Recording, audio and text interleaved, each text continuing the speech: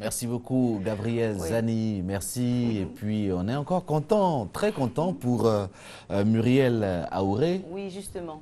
Ah, c'est bien. Alors, j'étais devant le poste téléviseur hier, mais j'avoue que depuis hier, à chaque fois que l'élément repasse alors, sur nos antennes, j'ai l'impression que ça se passe maintenant.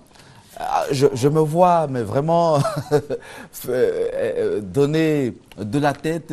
Enfin, j'ai envie de la pousser. Bon, voilà, ce qui est fait est fait. Oui, elle est deuxième. Oui, elle est donc, deuxième. Elle est vice-championne du monde. Oui, vice-championne du monde. Et ça, c'est bon. C'est bon.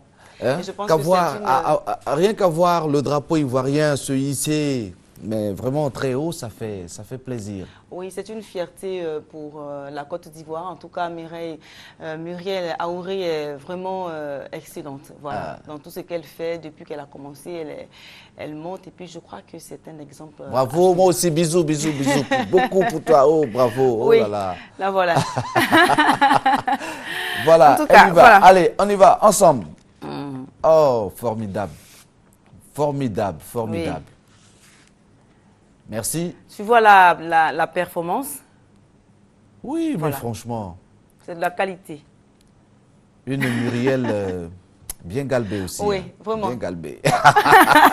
Bon, ça, c'est le sport, hein, c'est la gym. Bravo à toi, Gabrielle. Oui. Une excellente journée. Oui, je te souhaite également une excellente journée. Et puis, bon, à tous nos téléspectateurs, bon matin, bonne heure. Merci beaucoup. Merci. À voir, chers téléspectateurs, sur votre chaîne. Toute l'Afrique se donne rendez-vous en Côte d'Ivoire et la Côte d'Ivoire est heureuse de recevoir l'Afrique. Du 20 au 31 août, Abidjan abrite le meilleur du basketball africain. Et la RTI vous propose des retransmissions en direct, des émissions spéciales comme le panier matinal ou encore Bonjour Abidjan. L'Afro-Basket 2013 à vivre intensément et passionnément sur toutes les antennes de la RTI.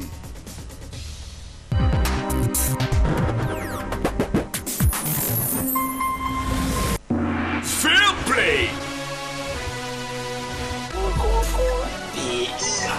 Fair play. La prière, le travail, la rigueur, la simplicité. Et puis la foi, surtout. Il faut avoir une foi qui peut déplacer les montagnes, comme on dit, parce que c'est le travail qui paie, il faut continuer à bosser. On se marre bien, mais on travaille aussi beaucoup, quoi. Il faut travailler très très dur pour arriver au haut niveau. Fair play.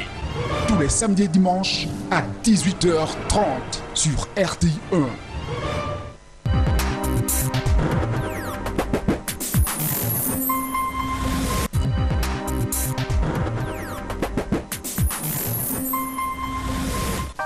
RTI 1 reçoit votre magazine d'information consacré aux grandes questions de développement. Rendez-vous ce mardi à 21h sur RTI 1. Invité Mathieu Babo Daré, ministre des Eaux et Forêts. Thème, la forêt ivoirienne, 50 ans après. Enjeux et perspectives. Participez à l'émission en appelant au 22 40 12 50. Envoyez vos questions par mail ou sur les réseaux sociaux.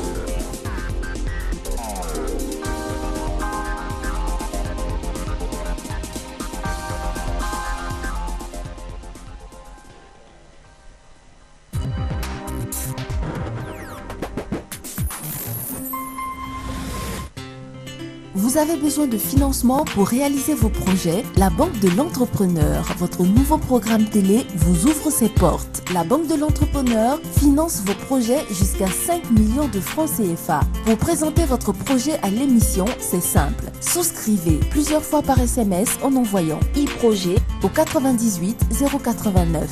Avec la Banque de l'Entrepreneur, nous faisons de vous des créateurs d'emplois en Côte d'Ivoire.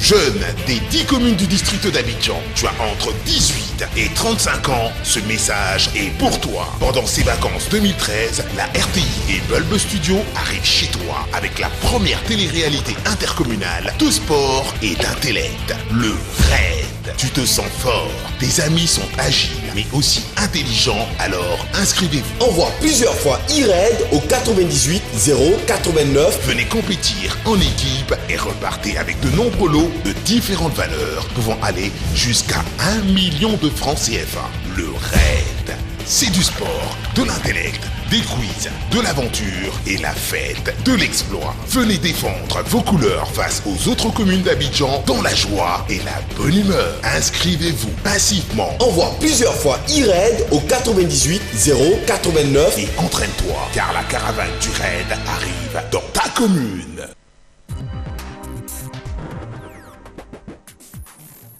Voilà, nous sommes toujours sur le plateau de Matin Bonheur et dans la rubrique Vie et Environnement, nous intéressons aujourd'hui au thème des objets de récupération et notre consultant en développement durable, c'est bien le président de l'ONG Amistad, Brice Delagno. Bonjour et bienvenue. Bonjour, monsieur Bouba. Alors, je le dis, les objets de récupération. Que faut-il entendre par objet de récupération ? Ben, ce sont des objets réellement qui sont en général arrivés en fin de vie. Donc, nous essayons de les récupérer pour leur donner une seconde vie à travers la production de nouveaux objets. Donc, cela a quand même un certain nombre de conséquences majeures au niveau écologique. Cela permet par exemple de pouvoir réduire donc, le taux d'ordures. Ensuite, cela permet également de pouvoir protéger donc, les ressources naturelles qu'on aurait pu utiliser pour fabriquer de nouveaux produits. Donc on pourrait dire des objets de récupération pour la recyclerie. Par exemple, voilà. Ou alors ça pourrait être aussi des objets qu'on réutilise aussi. Parce que quand vous parlez de recyclage, ça veut dire que nous allons réintroduire donc l'objet qui est arrivé en fin de vie pour produire de nouveaux objets. Maintenant, là, au niveau de la réutilisation, donc l'objet n'est pas réintroduit pour fabriquer un nouvel objet, mais il est utilisé à nouveau parce qu'on lui donne une seconde chance. Offrir une seconde vie à des objets. Tout à fait. Des objets déjà utilisés. Alors, il y a un constat, les objets très souvent sont jetés, jetés en déchetterie, des objets qui auraient pu servir à nouveau. Et il y a lieu de sensibiliser.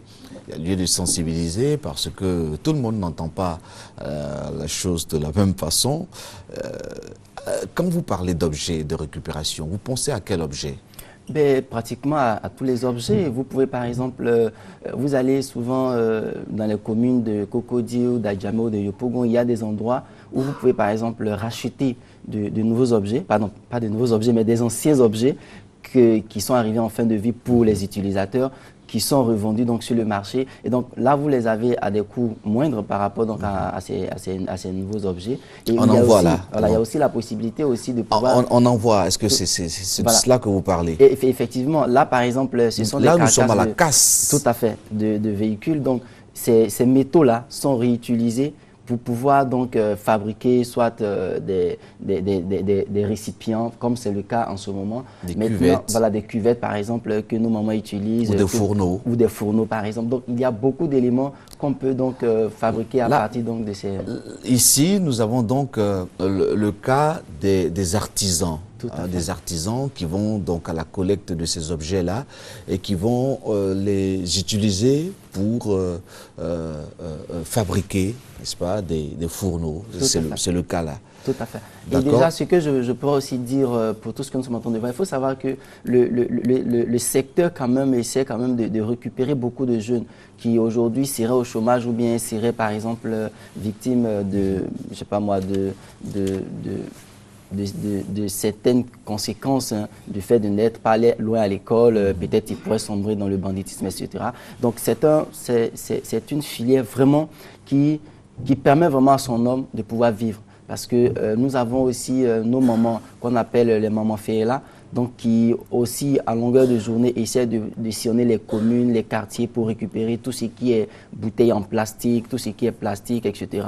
Il y a également des jeunes ou alors des personnes d'un certain âge qui vont également récupérer tout ce qui est ordinateur usagé, tout ce qui est fer, etc. Donc c'est un milieu qui vraiment aident beaucoup ceux qui travaillent, mais ce que nous disons, c'est qu'il faut vraiment les aider. Parce que d'abord, ces personnes sont confrontées à beaucoup de difficultés. D'abord, elles n'ont pas de formation requise. Donc, cela qui fait que dans la récupération de certains objets, il y a des dangers qu'ils courent, mais qu'ils ne savent pas. Parce qu'il y a des mesures de protection quand même qu'il faut Quels objets, avoir. Par exemple Nous, je prends par exemple le cas des ordinateurs ou alors les écrans d'ordinateur. Vous savez, dans les écrans d'ordinateur, vous avez le plomb par exemple. Donc, lorsque l'écran est exposé donc, à l'air libre, le plomb qui est une substance cancérigène, donc est volatile dans l'air. Donc, si vous êtes trop dans ce milieu-là, que vous n'avez pas les mesures de protection qu'il faut, vous pouvez donc être victime de cette maladie. Et puis également, il y a par exemple des personnes qui vont récupérer le plomb ou alors le fer qui se trouve dans les batteries, etc. Donc, il y a beaucoup de dangers que courent ces personnes-là. Mais vous savez, très souvent, quand vous êtes dans la pauvreté, vous vous dites, si je ne le fais pas, qu'est-ce que je mange? Donc, trop souvent, nous sacrifions un peu notre santé au profit de ce que nous pouvons gagner. D'accord. D'accord. Et il y a aussi des objets comme des anciens fauteuils, des anciens meubles, des canapés, des jouets de seconde main. Tout à fait. Oui, aujourd'hui, c'est aussi cela, mais il n'y a pas que cela, il y a aussi des habits. Il y a aussi des habits qui arrivent donc en fin de vie, qui sont également récupérés. Mais il faut le comprendre aussi. Oui. Oui, ça peut se faire entre particuliers aussi. Oui, et ça arrive très souvent parce que nous avons nos aînés, par exemple, qui ont porté des habits qu'ils ne peuvent plus porter, qu'ils envoient donc à leur cadet, etc. Donc, c'est tout un mécanisme qui existe. Mais sur lequel nous attirons l'attention ici, c'est que c'est une filière qui aujourd'hui engrange un certain nombre de jeunes et de personnes d'un certain âge également, mais qui a besoin vraiment d'un soutien. Parce qu'aujourd'hui, ces personnes, par exemple, ont besoin d'être formées, par exemple, ces personnes également ont besoin d'avoir quand même un petit fonds de roulement pour pouvoir donc mener leur activité à bien. Et aujourd'hui, avec l'interdiction des sacs plastiques en Côte d'Ivoire également, il y a encore d'autres... C'est une bonne nouvelle. Qui est une bonne nouvelle d'ailleurs. On en a parlé sur ce plateau. Tout à fait, absolument. Avant même que oui, tout à fait. les grandes décisions ne soient prises. Tout à fait, et ça c'est aussi l'avantage de la RTI qui également s'engage dans la protection environnementale. Et donc toutes ces choses-là aujourd'hui, c'est pour dire quand même qu'il faut avoir un œil sur ces personnes-là. Parce qu'il faut comprendre aujourd'hui quand même qu'il y a beaucoup de chômeurs en Côte d'Ivoire. Donc tout le monde n'ira peut-être pas forcément dans les bureaux pour y travailler, mais il y a des gens vraiment qui gagnent leur vie donc, à travers donc, cette filière de récupération. Et également, il faut aussi dire que l'avantage que nous avons à avoir des personnes qui s'engagent donc dans cette filière, c'est que nous avons la possibilité également de limiter l'utilisation de nos ressources. Parce que vous imaginez, si vous avez besoin par exemple d'une tonne de fer par exemple pour fabriquer un objet et que dans la récupération, vous avez la possibilité de récupérer du fer qui est usagé, qu'on peut réintroduire donc dans le système, vous voyez quand même que nous sommes en train de limiter un peu l'utilisation de nos ressources naturelles. Donc c'est très important. Et l'autre chose que nous voulons également dire, c'est qu'il ne faut pas voir ces personnes-là comme des personnes qui ont échoué dans la vie. Parce que vous savez, c'est comme un peu l'organisation des fourmis. Chacun a son rôle à jouer. Donc aujourd'hui, en termes d'écologie, c'est une bonne pratique.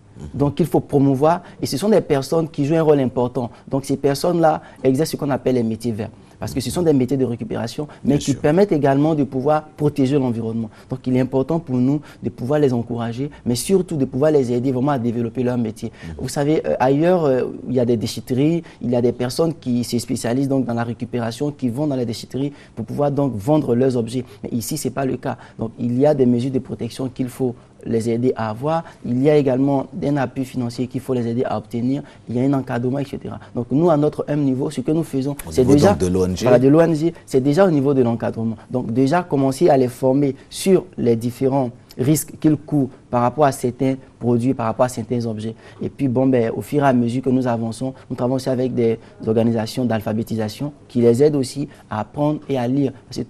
Parce que trop souvent, c'est des personnes qui ne savent ni lire ni écrire. D'accord. Brice, c'est important tout cela. On va rappeler vos différents contacts, n'est-ce pas? Ceux qui ont envie d'échanger, qui ont envie de vous rencontrer, qui ont même envie de prendre d'avoir quelques questions, qui ont quelques questions à vous poser, ou qui ont juste envie d'être conseillés. Tout à fait. Donnez tous vos contacts. Alors le téléphone c'est le 01 26 24 88, le 01 26 24 88 et l'adresse email c'est amistadci @yahoo.fr. amistadci@yahoo.fr et nous nous ferons vraiment fort de pouvoir vous aider dans votre engagement pour la protection de l'environnement.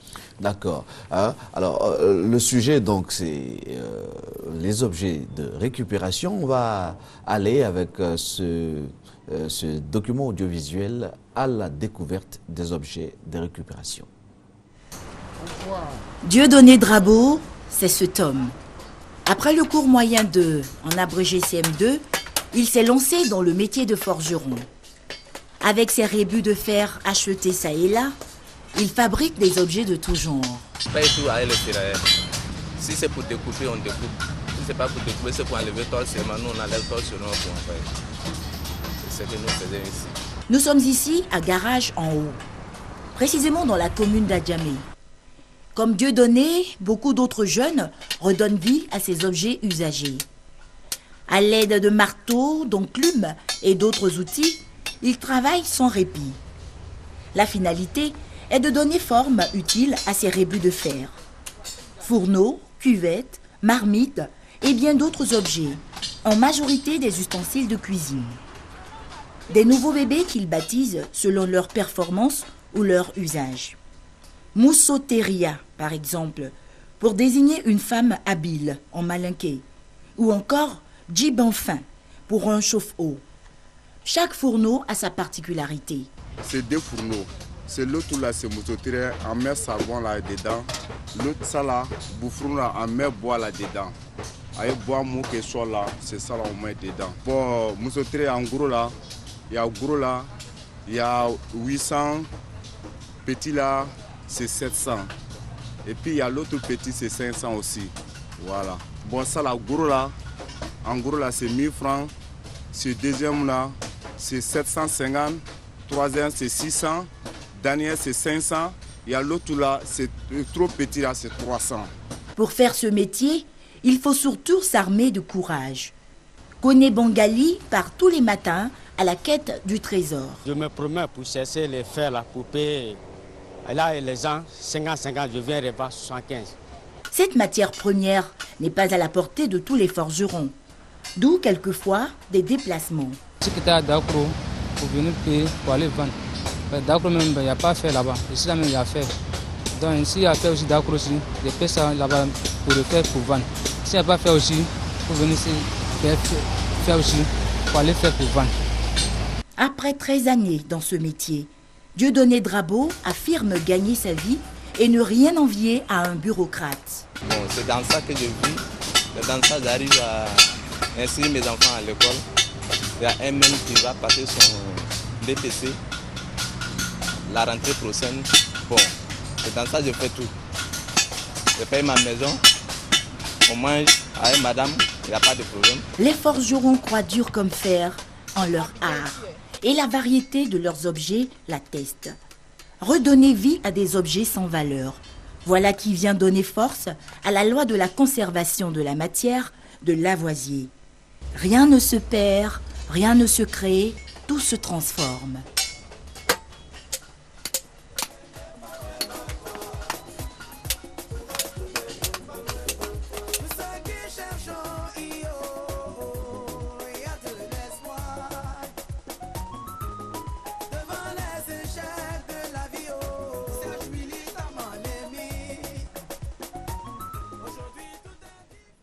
Merci beaucoup Philomène et Denise Licane.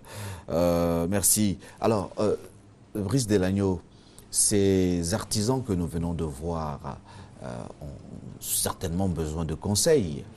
Oui, déjà, le premier conseil que nous voulons leur donner déjà, c'est qu'ils comprennent qu'ils exercent un très bon métier et que ces métiers aussi ont des risques. Donc, il faut pouvoir comprendre ces risques et puis pouvoir donc les prévenir. Donc, limiter les risques des accidents de travail. Par exemple, nous avons vu des jeunes qui n'avaient pas de gants, qui n'avaient pas de cache-nez, etc. Et puis, le deuxième conseil que nous pourrons leur donner, c'est vraiment de persévérer et de comprendre que beaucoup de choses se font pour pouvoir les aider donc, à améliorer le service qu'ils rendent à la nation. Bien sûr. C'est bien dit. C'est bien dit. Dans un autre domaine, C'est ici que nous allons vous dire au revoir. Dans un autre domaine, il y a ces jeunes gens qu'on appelle les plumeurs de poulets. Vous en connaissez? Oui, nous en connaissons. D'accord. Alors, la tâche quotidienne est d'égorger les poulets. Tout à fait. Ils sont aux abords des différents marchés et ils égorgent les poulets et puis ils enlèvent les plumes, moyennant une modique somme. Et on le retrouve pratiquement sur tous les marchés. Et lorsque la commande est forte, ils se font aider par des jeunes filles. Je pense que c'est une petite entreprise aussi. Oui, absolument. Et eux aussi, je pense qu'on a besoin de mieux s'organiser, d'être guidés. Et puis, voilà, c'est le responsable, n'est-ce pas, de l'ONG Amistad qui, donc, est quelqu'un d'averti en matière de développement durable, a peut-être des conseils à leur donner, n'est-ce pas? Oui, déjà il faut savoir que ces personnes-là, moi je les ai déjà rencontrées à plus d'une reprise, c'est que même les intestins de poulet, etc., sont revendus après. Oui. Donc c'est déjà une petite entreprise, comme vous l'avez dit, qui est vraiment intéressante et puis qui aide aussi ces jeunes filles, ces jeunes garçons à pouvoir avoir quelque chose pour rentrer le soir. Et c'est vraiment très important. Donc aujourd'hui, c'est aussi de les encourager pour leur dire que ce n'est pas parce que vous plumez le poulet donc au marché que votre travail n'est pas valorisant. Mais il faut valoriser ce travail et il faut en être fier d'ailleurs. Merci beaucoup. Amistad.si, oui. @yahoo.fr. Voilà, et le téléphone, c'est le 01 26 24 88. Merci, Brice Delagno, d'être venu sur notre plateau. Voilà, nous poursuivons au Matin Bonheur pendant que Brice Delagno, lui, rentre. Et c'est avec ce sujet donc de plumeur de poulet, sujet traité par Philomène Draman et dans un récit de Denis Licantano que nous lui disons au revoir. Envie de manger un poulet, mais l'âme un peu sensible? Pas de souci, il y a les plumeurs professionnels.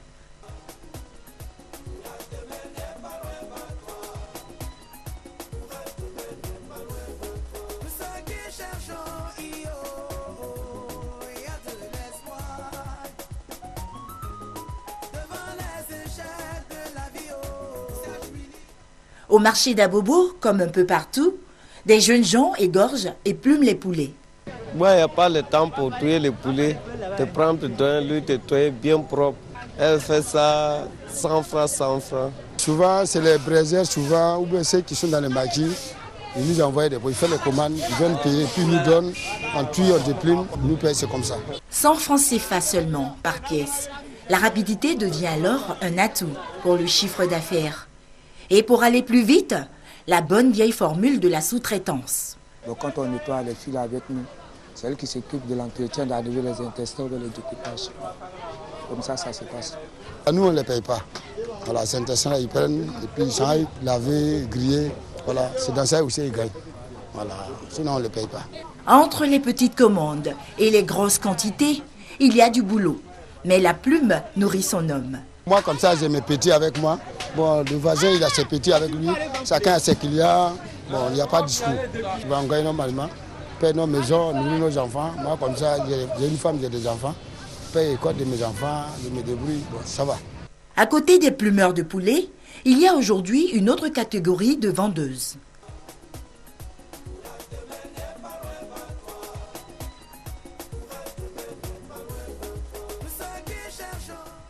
Comme les gens n'ont pas assez de moyens, donc nous on s'en payer poulet. Pour venir vendre. Si tu as 200, tu payes. Tout le monde n'a pas moyen d'aller payer poulet entier. Donc tu as 200, tu payes, tu as 500, tu payes. Voilà, acheter poulet entier, souvent c'est trop. Quand il vient, je paye. Tout pour le bonheur de l'homme, même si c'est pour le malheur du poulet. Il faut tout de même assainir le décor. Ce serait idéal pour l'appétit et la santé.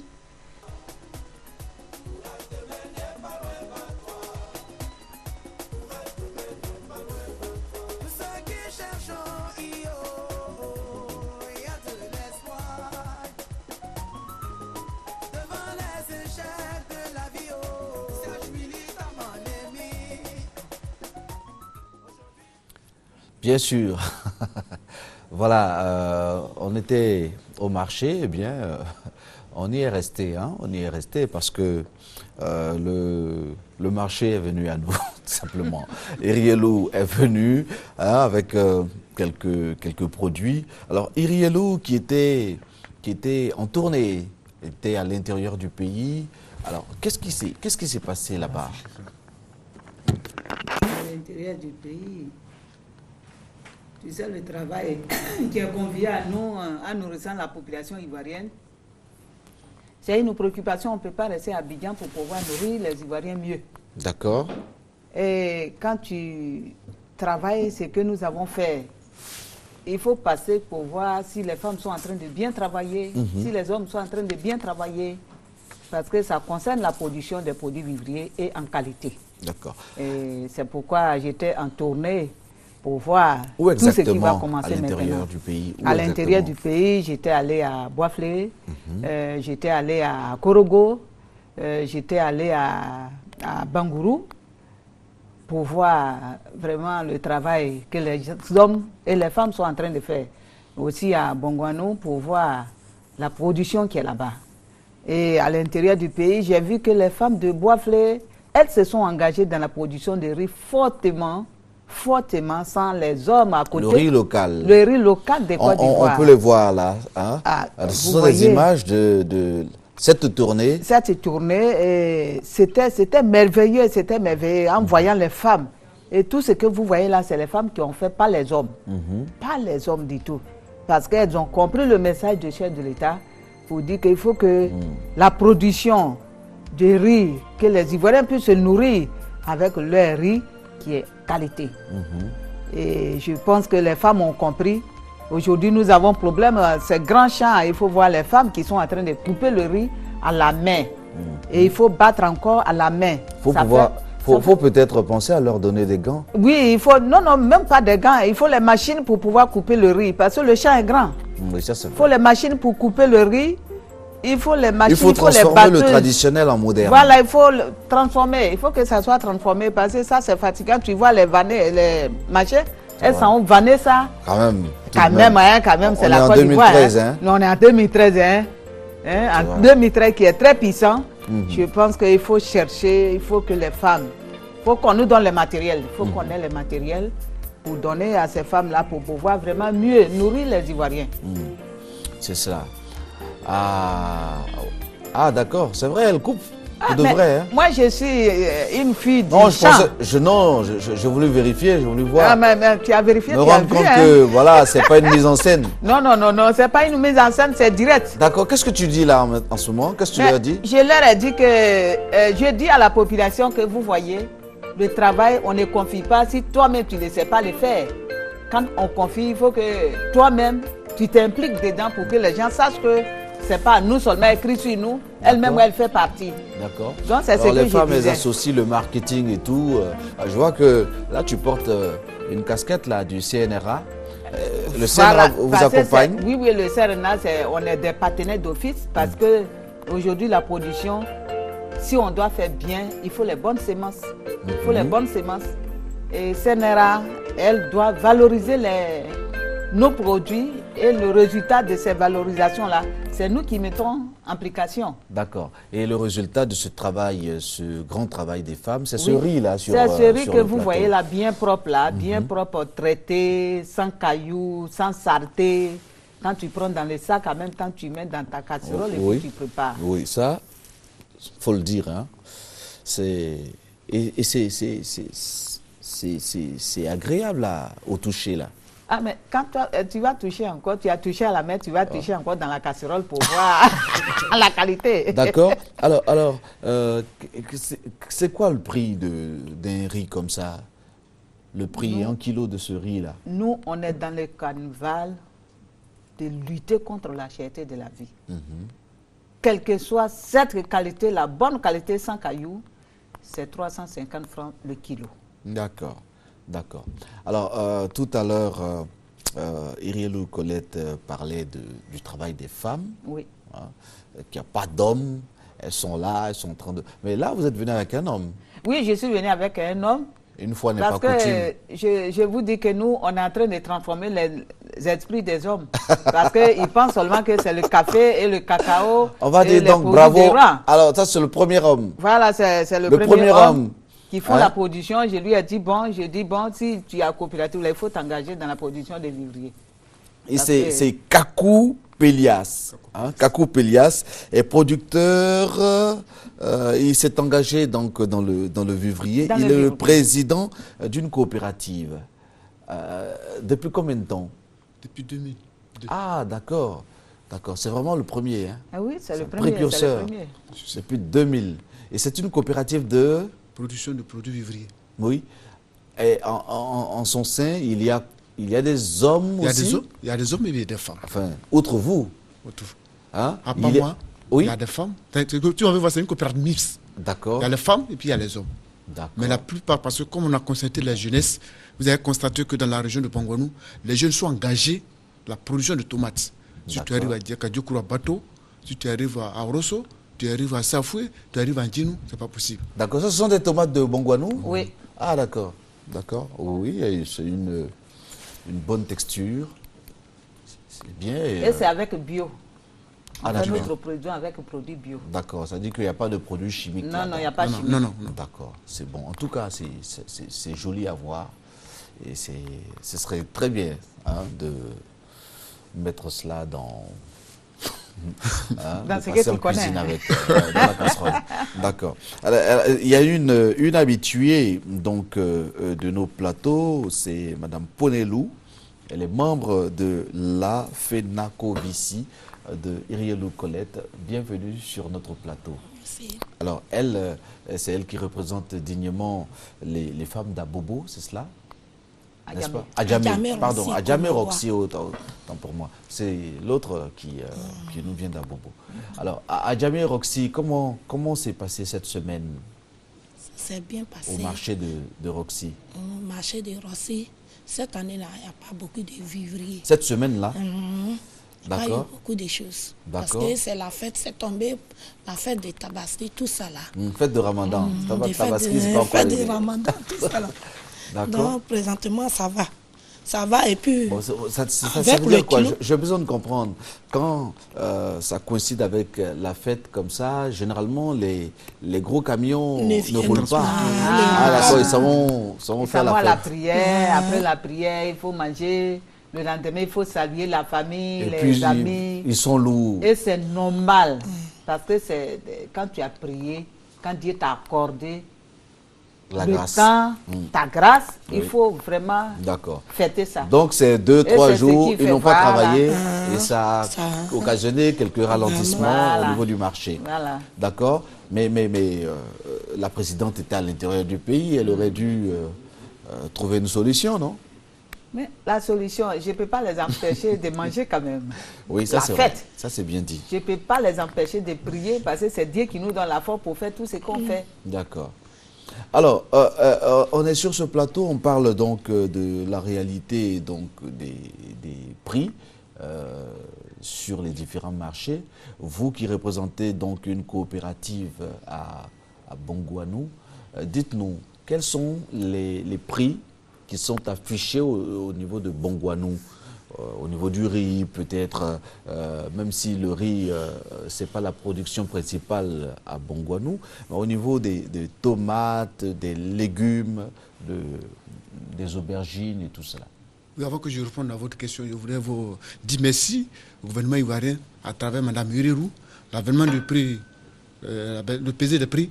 Ça vraiment, ça a vraiment porté un prix parce que dès qu'on a commencé à peser le prix des produits de nos parents à Bongouanou, par exemple, le tomate actuellement c'est 125 francs le kilo, comme le piment, c'est à 120 francs, gombo à 125 et puis aubergine à 120 francs. À Bongouanou. À Bongouanou.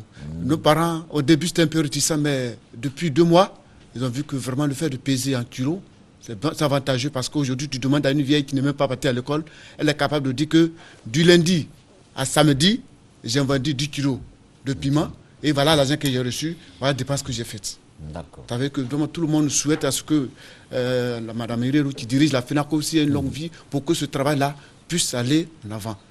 Vraiment, d'ici peut-être l'année prochaine, chacun puisse se donner ses besoins. Parce que depuis son passage le 5 août vraiment, tout le monde a décidé à ce que tout se passe en Tudo. D'accord. En tout cas, c'est bien dit. 49 99 82 79, c'est votre contact pour toutes les autres femmes qui souhaiteraient, ma foi, s'intéresser à vos activités du côté de Bongouanou. Madame Ponelou, au niveau d'Adjamé Roxy, vous êtes au 07 65 60 10. 60 et puis plus loin 10. Quel conseil avez-vous envie de donner à vos sœurs ce matin?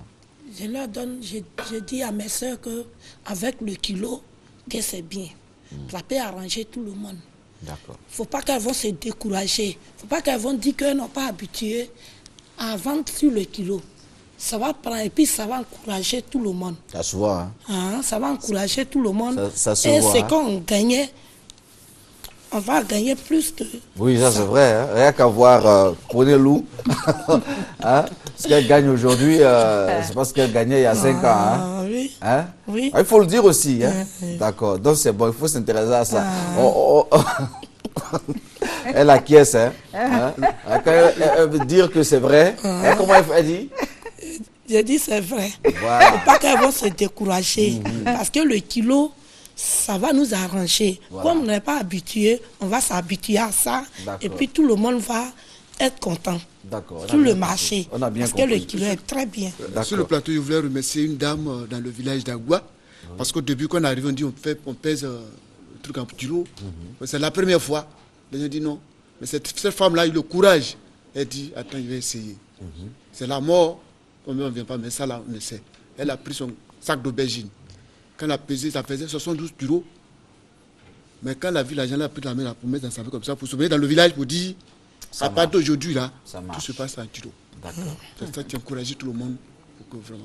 D'accord. En tout cas, moi je vous dis merci. Un certain nombre d'informations en direction du monde paysan, du monde du vivrier. Et c'est vraiment le lieu de vous saluer, de vous dire grand bravo. Madame la Présidente, nous sommes donc mardi 13 août. On va se séparer dans quelques poignées de secondes. Mais avant cela, quels sont les réglages, les derniers réglages que vous entendez apporter au secteur? Le dernier réglage que nous attendons à apporter au secteur, c'est pour continuer l'irrigation goutte à goutte.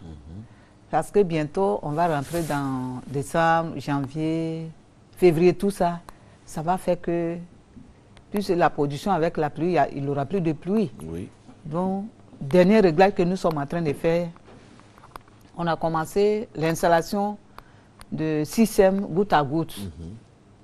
Et c'est sur ça qu'on est en train de faire pour qu'à partir du décembre, janvier, février, qu'on ait vraiment les produits sur le marché et que ces prix que nous donnons, que ça soit respecté. D'accord.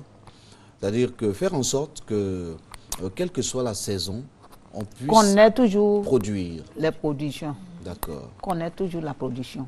D'accord, c'est à saluer ça. Voilà. Merci beaucoup. Merci d'être venu sur notre plateau. Merci beaucoup. Saison sèche, les femmes souffrent. Pardon? Le temps des choses. À la saison sèche? Les femmes souffrent. D'accord. Les femmes souffrent beaucoup. Donc on veut que le temps là, le président, l'État n'a qu'à nous aider. D'accord. Mais je pour nous les femmes. Et il a commencé, l'État a commencé. Et c'est pourquoi on a commencé les systèmes goutte à goutte. D'accord. C'est avec l'apport. Voilà, c'est innovant, c'est innovant. D'accord. Et que le riz local là, merci beaucoup. Qu'on puisse avoir quand même quelques machines qui va dégrainer le riz et puis qui va couper le riz pour que les femmes là, qu'elles puissent garder leur énergie. Ça. Parce que ça épuise. Ça c'est vrai. Merci et bravo à toutes les mamans donc, qui s'investissent dans ce domaine-là. Merci à vous, cher Kakou Pélias. Je rappelle que vous êtes producteur de produits vivriers, président de la coopérative Côte d'Exi. membre donc de la FENACOVICI. Vous étiez là avec Madame Ponelou, qui est membre de cette fédération, et également la présidente Irielou Colette. Merci à tous les trois d'être venus sur notre plateau. On vous dit au revoir avec un objet que toutes les mamans utilisent, c'est un couteau. Judith Assoumou.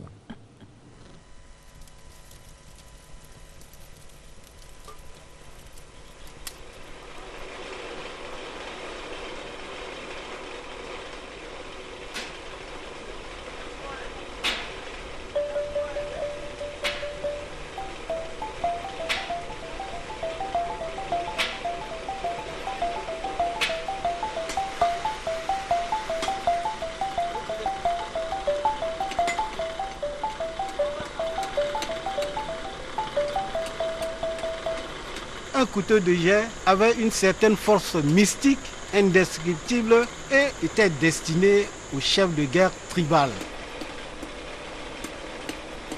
C'étaient des hommes redoutables qui avaient une certaine force mystique, raison pour laquelle un couteau de jet n'était que destiné aux chefs de guerre pour combattre contre d'autres tribus.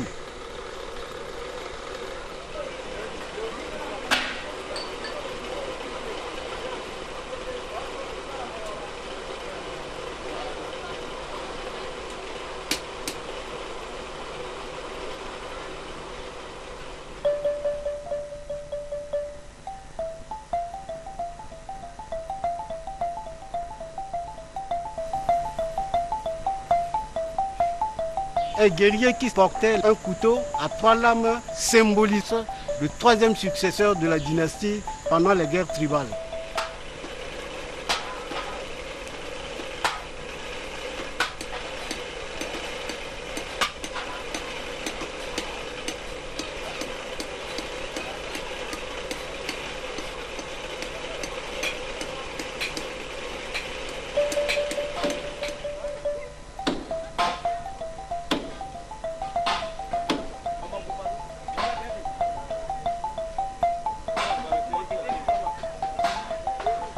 Le couteau de jet à 5 lames fait valoir la qualité d'un guerrier, explique l'ordre de descendance de la dynastie.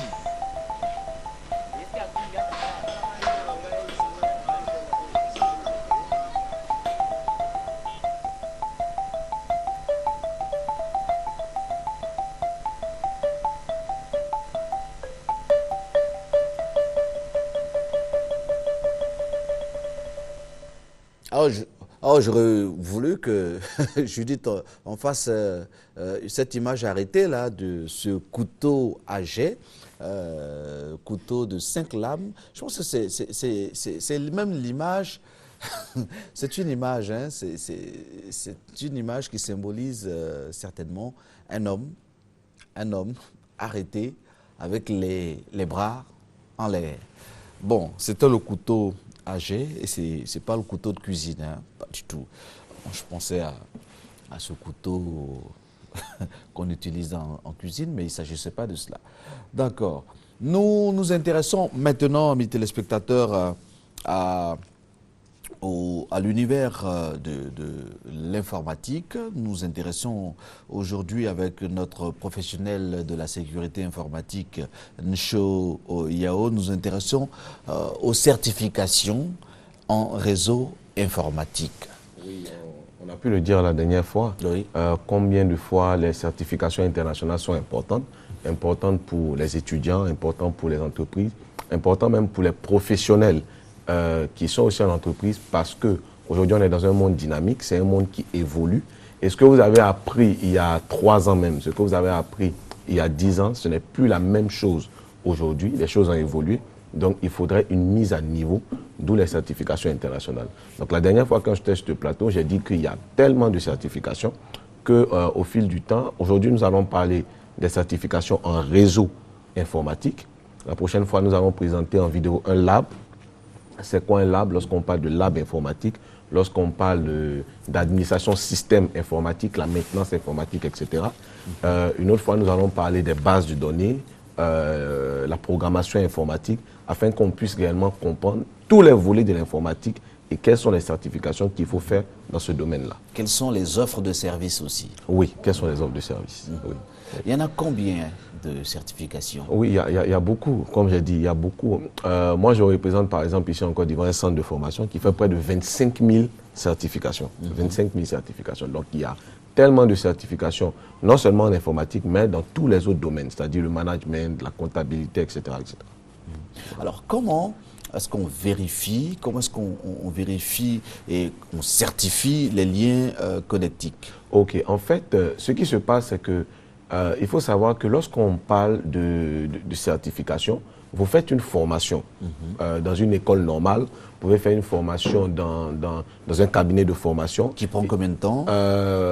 Tout dépend de la certification. Généralement, c'est en volume horaire, soit en 40 heures, 80 heures, etc., etc. Donc, disons, quelqu'un peut faire la formation en 5 jours, c'est ce qui se faisait avant, mais aujourd'hui, ça peut se faire en 1 mois, en 2 mois, en 3 mois. Parce que vous savez, lorsqu'on disait à un parent avant qu'il doit payer près de 5 200 000 pour une formation de certification en 1 mois, en 1 mois pour son enfant, vous voyez que c'est 5 millions en 1 mois pour faire une certification, c'était pas donné à tout le monde.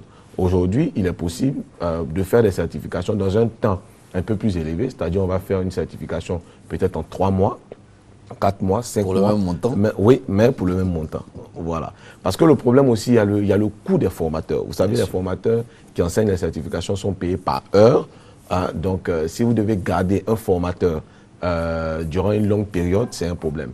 Et en même temps, ce qui fait baisser aujourd'hui le coût de la certification internationale, c'est qu'on a la chance aujourd'hui en Côte d'Ivoire d'avoir des professionnels, d'avoir des personnes qui maîtrisent les programmes de certification et qui peuvent enseigner cela.